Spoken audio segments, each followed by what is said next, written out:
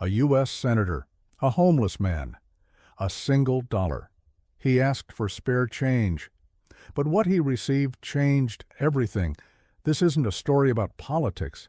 It's about dignity, redemption, and the power of being seen. How one quiet moment on a sidewalk sparked a ripple that changed lives across the country. This is the dollar that started a movement. Walter. That was his name, just one word, yet it held an entire lifetime. As the bitter wind blew across the sidewalk, J.D. Vance sat beside him, shoulder to shoulder, the edge of his crisp navy suit brushing against Walter's frayed brown coat. Two men from two very different places in life, or so it seemed. J.D. didn't care about the snow beneath them. He didn't care that people were slowing down to stare. At that moment, what mattered was that someone had spoken, honestly, humbly, and it wasn't lost on him. Walter didn't repeat his request. He didn't ask again for a dollar. He simply looked out toward the street as if staring into memories that were long gone. "I used to work at Mid-Ohio Steel," Walter began. "Worked there since I was 19. Stayed for 32 years. Good job. Hard job. But it paid the bills, you know." J.D. nodded, his expression softening. That story wasn't foreign to him. He'd heard it growing up. He'd lived parts of it too. The fear of instability, the edge of losing control. It didn't take much to go from stable to struggling. "One day," Walter continued, "they just told us the plant was shutting down. Said the work was moving out, automation, overseas, whatever excuse they gave. We all just walked out with nothing but our lunch boxes and confusion." He chuckled dryly. "I thought I'd find something else soon. I didn't. My back gave out 2 years later doing odd jobs. Then came the eviction, then the divorce. Kids went with their mom. And that's how a man disappears." Mr. Vance J.D. took a deep breath. His eyes weren't focused on Walter's appearance or his condition anymore. He was looking straight at the heart of what had happened, not just to Walter, but to millions across the country, the forgotten workforce, the invisible citizens. "You didn't deserve that," J.D. said gently. Walter shrugged. "Deserves got nothing to do with it. I just tried. Tried to hang on. There were shelters, then they filled up, churches helped, then funding ran out. I stopped asking after a while. People started looking through me, not at me." J.D. clenched his hands together in his lap. This wasn't a speech. This wasn't a campaign promise. This was raw truth. And in that truth, J.D. saw himself, a younger version, growing up in a broken home in Middletown, watching addiction, poverty, hopelessness eat away at the people he loved. He had escaped it, barely, but not everyone did. Walter looked over at him with tired eyes. "You ever have one of those nights where you ask yourself, 'What's the point?'" J.D. paused, then quietly responded, "More than I'd like to admit." They sat in silence for a moment, not an awkward one, but a heavy one, filled with unspoken understanding. Then J.D. reached into his coat pocket and pulled out his wallet. Walter looked away, almost ashamed. "Look, I wasn't trying to guilt you into giving me—" "I know," J.D. interrupted. "That's not what this is." He pulled out a business card, his name, his office, a private number. He handed it to Walter with a firm look. "I can't fix everything right here on this sidewalk," J.D. said honestly. "But if you're ready, if you really want a way back, I'll make sure someone from my team helps you get started. For real." Walter blinked. "Wait, are you serious?" J.D. nodded. "Dead serious. You don't have to stay invisible. You don't have to be forgotten." Walter turned the card over in his weathered hands. "Never thought I'd be holding something like this. Thought people like you never really saw people like me." J.D. smiled faintly. "That's the problem, Walter. Too many don't. But I used to be closer to where you are than anyone thinks." Walter's eyes welled up just slightly. He coughed, trying to hide the emotion behind a raspy chuckle. "I asked for $1 and somehow got a lifeline." J.D. shook his head. "You gave me the real gift today. Perspective. You reminded me why I ran for office. Not to shake hands with donors, but to sit down on cold curbs and actually listen. Walter smiled, not wide, but genuine. The kind of smile that says, maybe today was different. As J.D. stood, he placed a gloved hand on Walter's shoulder. "Call the number. Her name's Karen. She'll be waiting." Walter looked up. "I will. I promise." And just like that, J.D. walked away. Not with applause or cameras, but with a renewed purpose in his heart. One voice had reached him. One man had reminded him, public service starts with listening, not in offices, but on the street. 3 days later, the phone rang in the office of Karen Fields, a no-nonsense woman who had worked for years coordinating housing and veteran outreach programs under J.D. Vance's community initiative. She'd seen a lot. Broken families, broken systems. People slipping through cracks no one even noticed, but she wasn't prepared for the soft, raspy voice on the other end. Hello, my name's Walter Gibbons. Senator Vance told me to call you." Karen straightened up. The name was already familiar. J.D. had called her personally that same night after meeting Walter, not with instructions, but with urgency. "He doesn't just need a meal or a cot," J.D. had told her. "He needs a way back. Give him more than help. Give him a chance." And now, here he was, calling. Karen wasted no time. Within 24 hours, she had arranged for Walter to be picked up from the downtown shelter he'd found temporary space in. He arrived at a local rehabilitation center, not a hospital, but a warm, clean place that helped people rebuild their lives from the inside out. Hot meals, showers, fresh clothes, real beds. The staff treated him like a person, not a project. Walter was stunned.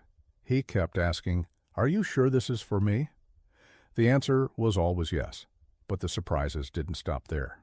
J.D. had quietly arranged for Walter's medical checkups, a long overdue physical dental work, and a few sessions with a trauma counselor. The man hadn't been to a doctor in over a decade. Turns out his back pain was manageable with treatment. He even got fitted with a brace and given stretches he could do daily. With each passing day, Walter changed. The lines on his face didn't vanish, but they softened. His eyes, once dull and weary, began to reflect light again. He started opening up more, telling stories from his factory days, about his daughter who used to braid his hair when she was little, about the first time he drove a Chevy off the lot, brand new. It had been years since anyone had asked him to talk, and even longer since someone had listened. One afternoon, J.D. stopped by the center, unannounced. No cameras, no press, just him. Walter was sitting outside in the garden area, sipping coffee and reading an old newspaper. When he saw J.D. walking toward him, he smiled wide, this time with teeth, thanks to dental work arranged just 2 weeks earlier. "Didn't think you'd actually come back," Walter said. J.D. chuckled. "Didn't think you'd make such fast progress." Walter nodded, then looked down at his hands. "I've been thinking a lot about the last few years, about how quick things can fall apart, and how rare it is when someone tries to help you put them back together." J.D. sat down across from him. "Walter," he said, "you didn't just fall through the cracks. The whole system let you down, but you didn't give up. That's what makes you special." Walter blinked slowly. "I used to think I was too far gone, that my story had already ended." J.D. shook his head. "Nah, you were just in the middle of a chapter." They both laughed softly, but there was something serious underneath it, a shared understanding. Then Walter asked something that surprised J.D. "Do you think I could ever work again?" J.D. raised an eyebrow. "Work?" Walter nodded. "Not construction or anything crazy, but maybe at a library or helping with admin stuff. I used to be pretty good with numbers. I want to feel useful again." J.D. leaned in. "I think that's exactly the next step." And it was. Within the next week, Karen helped Walter apply for a part-time clerical assistant role at a local community center. Nothing too demanding, just enough to keep him engaged, independent, and rebuilding a sense of routine. He got the job, And the first morning he walked in wearing donated slacks, polished shoes, and a name badge that read W. Gibbons, he felt something he hadn't in years: dignity. This wasn't just about charity anymore. This was about purpose. Walter had gone from being unseen and unheard to being someone with a schedule, a team, and a future. And all of it started with a single moment, a question on a sidewalk, a man who chose to listen, and the simple belief that no one is ever too far gone. Walter's life hadn't just improved, it had been rewritten. And J.D.? He hadn't just offered help, he had offered hope. Walter's new life didn't just stop at a warm bed and a part-time job. It sparked something much bigger, something no one, not even J.D. Vance, fully expected. A local reporter had gotten wind of the story, not from J.D.'s team, but from someone at the community center where Walter had started working. The journalist was doing a segment on second chances, and Walter's name came up. Reluctantly, he agreed to talk. The segment aired on a quiet Thursday evening. It showed an elderly man, humble and hopeful, walking down a hallway with a clipboard in one hand and a light in his eyes that hadn't been there in years. But it wasn't just the video that struck people. It was what he said. "I thought my story was over," Walter told the camera, "but someone sat down, listened, and reminded me I still had pages left to write." The clip went viral. Within 48 hours, social media lit up. The hashtags "Our Walter Deserves Better" and "Second Chances" trended across Twitter and TikTok. Thousands of people shared stories about parents, uncles, neighbors, people who had slipped through the cracks just like Walter. And suddenly, a quiet act of kindness by J.D. Vance had become a movement.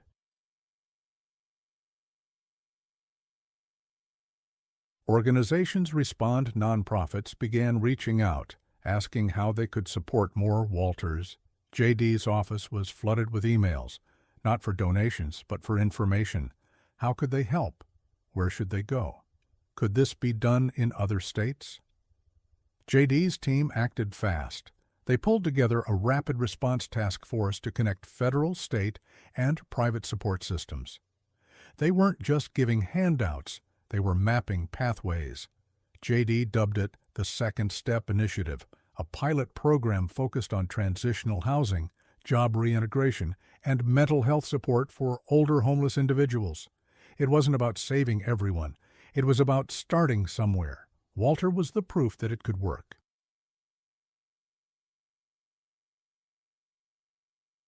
But back in Walter's world, Walter had no idea how famous he'd become. He didn't own a smartphone, and he still asked for help checking his email. But the changes happening around him, he noticed. At the community center, people smiled more when they saw him. Kids waved, parents nodded with respect. One young volunteer even said, "Hey, you're the guy from YouTube, right?" Walter laughed. "I guess I am now." Still, he remained humble. He wasn't looking for applause. He just wanted to keep showing up, doing his job, earning his check. But one morning, he received an envelope with no return address. Inside was a letter, handwritten. "Mr. Gibbons, I saw your story online. My father was like you. He didn't make it. I want you to know your journey gave me peace. It gave me hope. Thank you for surviving. Emily, age 29. Walter sat in silence after reading it, his eyes filled with tears. He never imagined his pain could bring someone else healing. J.D.'s perspective, J.D. Vance watched it all unfold with mixed emotions. Pride, hope, and a quiet understanding that this was about more than politics. At a press briefing weeks later, a reporter asked him, "Senator Vance, did you expect this story to get so much attention?" J.D. paused. "No," he admitted. "I just saw a man who reminded me of the people I grew up with, folks who worked hard, who fell hard, and who deserved to be seen again." He looked into the cameras and added, "If our nation wants to heal, it starts with listening to the invisible. It starts with believing in the forgotten." Walter didn't ask for a miracle. He asked for $1. What he needed was dignity. We can give people that, one person at a time. The room was quiet. No more follow-ups. Just a sense that something important had just been said.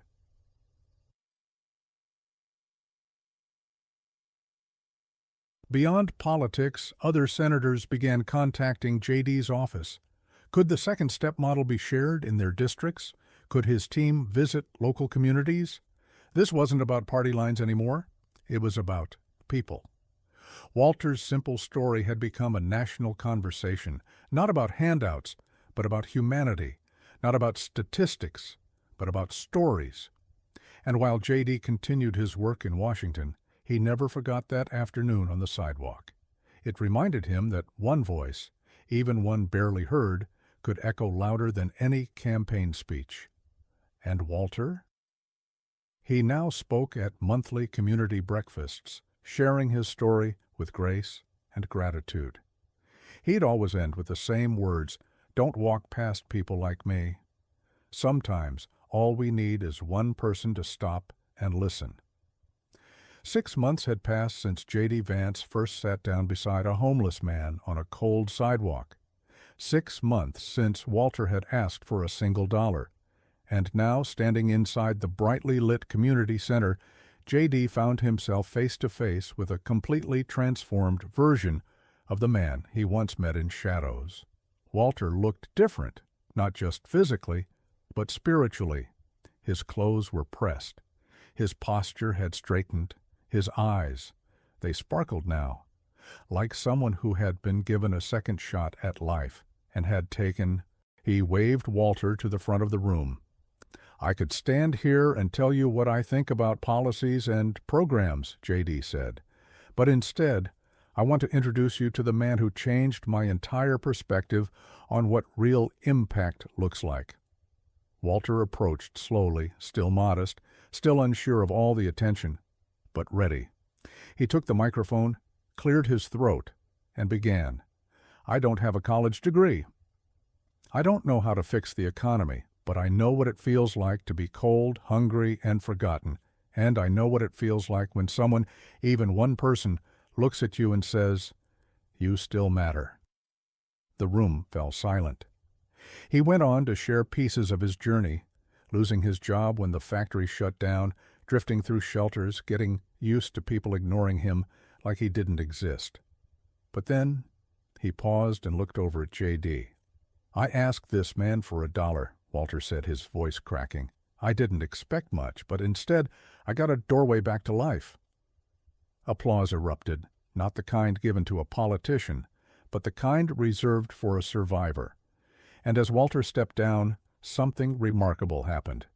A young man, barely out of his teens, stood up from the back of the room. He raised his hand and said, "Sir, how do you keep going when everything feels like it's falling apart?" Walter looked at him kindly. "You take the next step, that's all you have to do," he replied. "Even if it's small, even if it hurts, one foot in front of the other, and when someone reaches out, take their hand." The moment hit everyone deeply. This wasn't just about Walter anymore. It was about everyone who had ever felt invisible, everyone who had ever needed someone to believe in them. The community moves forward. After the event, more people signed up to volunteer at shelters and mentorship programs than ever before. Donations poured in, not just money, but clothes, job training materials, even offers to house displaced individuals. The story of Walter and J.D. had gone national, yes, but here, in this community, it had become personal. Other cities took notice. Programs modeled after Second Step started appearing in neighboring states. Local leaders reached out to J.D.'s office asking for guidance on how to make change without waiting for Congress. And J.D., he never claimed credit. In an interview shortly after, he said, "I didn't save Walter. Walter saved himself. All I did was stop long enough to hear his story." He added, "Sometimes the most powerful change doesn't come from writing laws. It comes from sitting down with the people we write them for." One last visit. Weeks later, J.D. visited the community center alone. No cameras, no press, just him. He found Walter sitting in the break room, sipping tea and reading. "Still here, huh?" J.D. smiled. Walter chuckled. "Where else would I go? They keep giving me stuff to do." They laughed. Then J.D. sat beside him, just like that first day. "You know," J.D. said, "I think you're changing more lives now than some senators ever will." Walter shrugged. "I'm just showing up." And then he said something that stuck with J.D. long after he left. "You never know whose life you're changing when you stop and care. But if you never stop, you'll never know." The legacy. The story of J.D. Vance and Walter Gibbons lives on, not just as a viral headline, but as a reminder of something too often forgotten. Real change doesn't start with money. It starts with attention. It starts with compassion. And sometimes it starts with something as small as a man asking for $1 and someone else choosing to sit down and listen. That's where the story ends. But the ripple? It's still going.